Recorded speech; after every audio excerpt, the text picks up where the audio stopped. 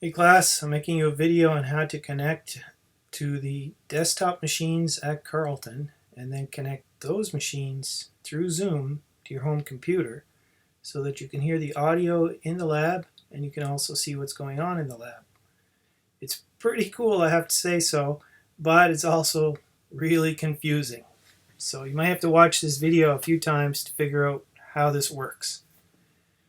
Right now you're seeing my desktop. This is my desktop at home on my Mac. And I'm going to start, first let me explain what's on the screen. So I've already logged into the computer at the school. That's what's shown here in this window. So that's my remote desktop session. And I have Zoom here running. I'm going to start a new meeting. Let's do that. There I am. And I'm going to join with computer audio. That's fine. There's my little co-pilot in the background. Man, I look rough today. It's a lack of exercise. Okay, so I have a meeting running. I'm the only participant, obviously. I'm going to get the meeting ID here. I'm going to copy it. Copy. And now I'm going to go to the computer at the school. And you'll see that now there's a Zoom shortcut on your desktop. You have to hunt for it to find it. So I'm going to run that. Running Zoom. So this is Zoom running on campus. Okay? And I'm going to say join a meeting. And guess which meeting I'm going to join?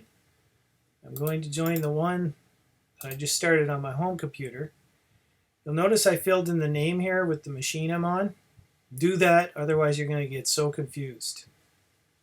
And check those off, so you're going to connect your video and your audio as well. So join. And join with video. Now, it's saying, please wait, the meeting host will let you in. Well, who's the meeting host? That's my computer at home.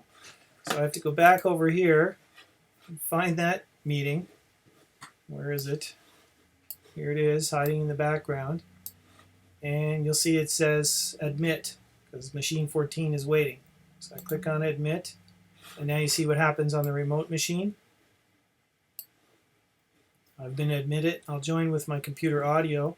It's important to remember to do that, because if I go back here to my home machine, where is it? You see where it has machine 14 connecting to audio. It'll never connect unless you go back to your remote desktop session and say join with audio. So now I'm connected. I'm using the computer audio. Great.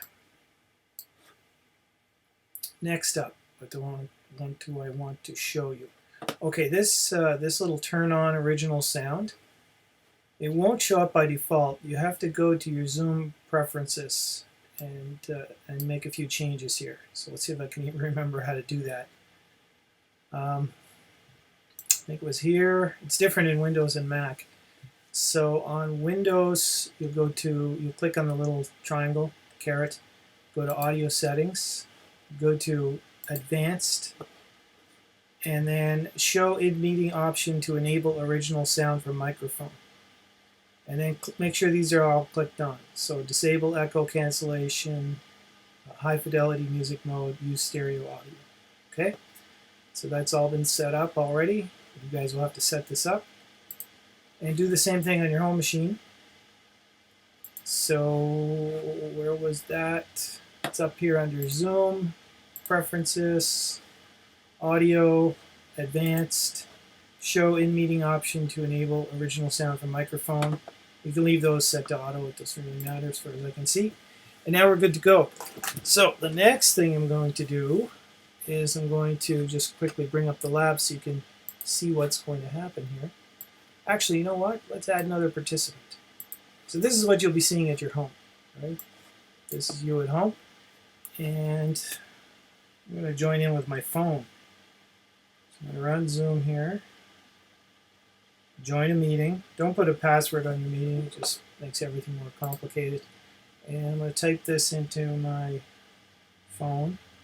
973-8350.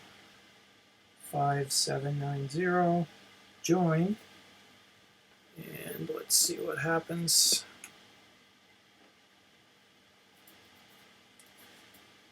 saying on my phone, please wait, the meeting host will let you in soon. And you see what happened here on my screen. I have to admit myself.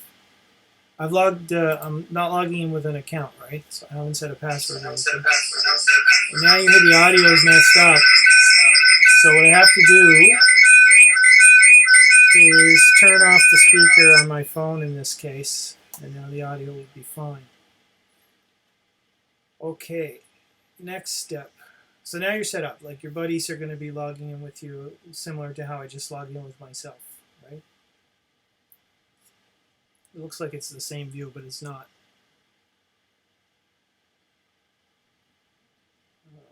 Actually, I didn't turn on the video yet.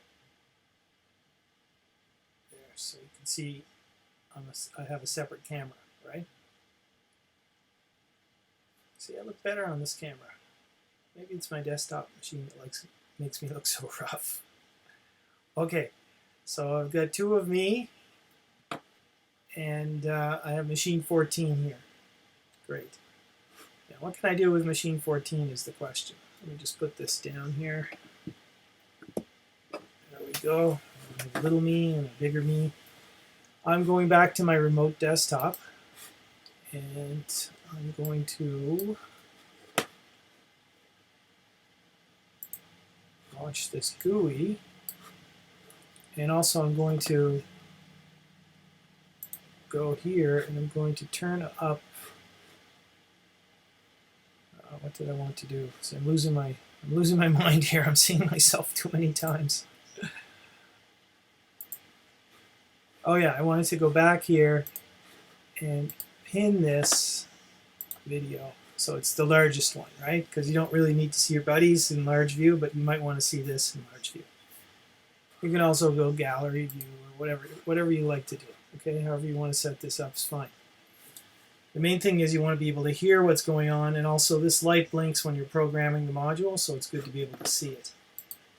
Now, I've already programmed the module, and as you'll see when you get to the lab materials, this slider at the bottom has a purpose. It's going to be the volume control for the board. This slider, I'm still getting echo from somewhere. It's not too bad, so I'm not even going to take the time to figure it out. But it's not coming from my cell phone. I mean, if I want to, I can turn this. Now it should go away.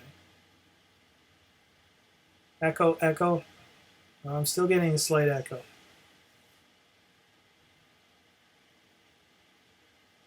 I'm not sure where that's coming from. But you won't have the same problem because you're not going to log into your same meeting with your cell phone and your desktop.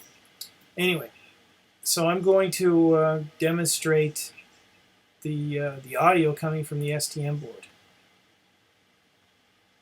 So I want to make this bigger just so we can see it. Actually, I don't have to view it on there.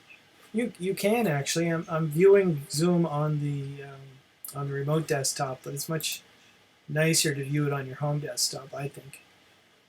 Okay, so what I was saying is that it's useful to see this light flashing when you're programming the module, but otherwise you just want the audio. So I'm going to go back to my remote desktop and slide this slider up.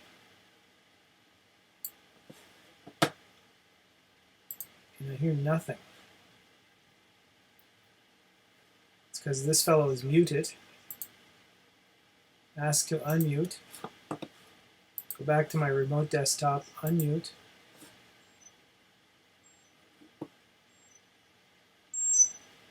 Now you hear this chirping noise. But it's stopped, right? But actually it's going on. The reason is I have to turn on original sound. There's some echo cancellation going on there, and Zoom thinks that that chirping sound is an echo or it's background noise or something. So I go in here, turn on original sound.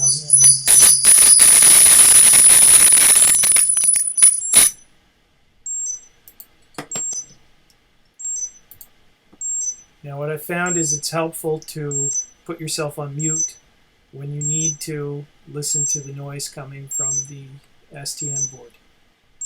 So you can hear that. It's like a chirp noise. So you guys will have to generate that noise at some point during your lab, okay? So I think that's all I want to show you. Yeah, I'm sure I'll think of something else. So again, you might have to play with muting yourself at home, and your buddies who are online might have to mute themselves so that you can hear the chirping noise. If I turn off original sound, see what happened? It stopped. I guess it's the remote one that I have to worry about. So if I turn back on original sound, I can hear it. It's because on the remote side, on the Windows machine that's running in the lab, Zoom is saying, oh, that sounds like background noise, whatever algorithm it's using, so it filters it out. But you don't want to. It's actually the sound that you want to hear at your home. Okay? Hopefully that all made sense. You'll have to play with it a little bit to get it working, I think, because it is confusing. At least for me, an old guy. Okay, so that's this video.